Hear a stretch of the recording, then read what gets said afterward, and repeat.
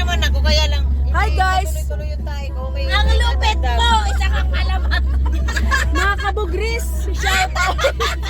Ay, mga kabugris! Wala pa yan!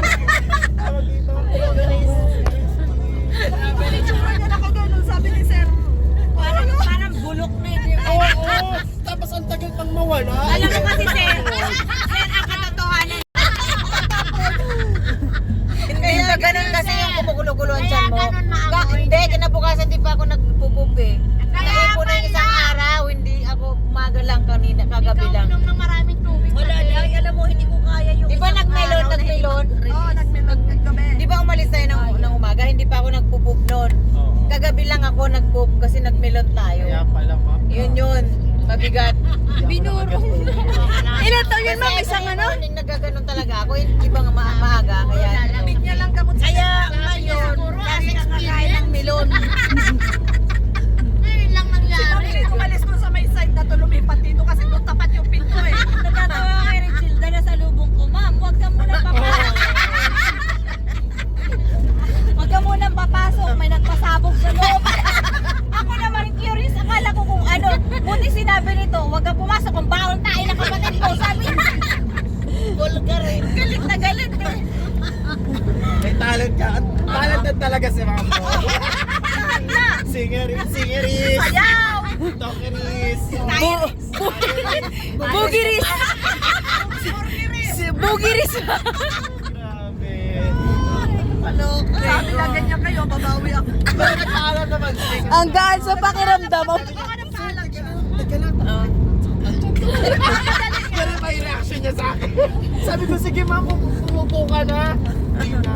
Hindi ko nakakalimutan yung story ni Sir Pak. Alam mo ma'am, yung kapal ng umot, amoy tayo. Tagos! Siyempre, wala namang ano yun, wala. Tsaka gamot yun, no? Nakakatalino kaya yun. Ayoko nang tumalino. Kurak. Okay na. Ano, nang magpatalino. Ayaw na namin tumalino. Okay na kami sa average na lang kami. Yes, sabi ni Ate Risa, ang gaan sa pakiramdam, ang bigat sa kaiba. Parang sa kamo sa iba.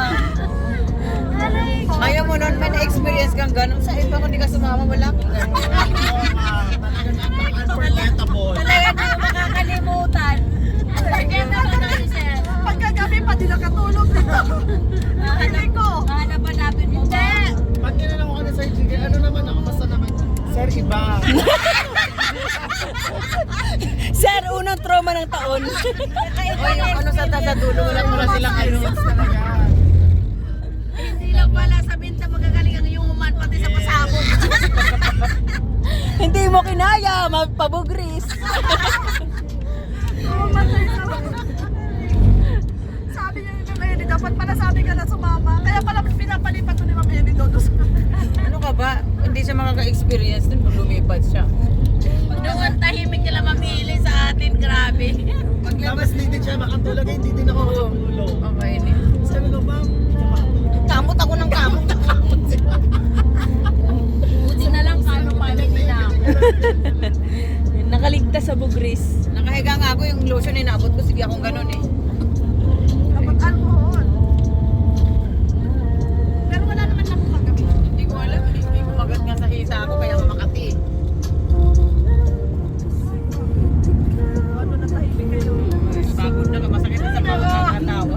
Sabi siya siguro. Oh, yan. Siguro. Kaya nga ni Paolo, malinis na. Kung may close to phobia, buris phobia. Ano bugris phobia? Perfect. iba, wala akong basa. Iba talaga sir. Sa amin mo lang ma-experience yan. Tama, sir. Proud pa talaga.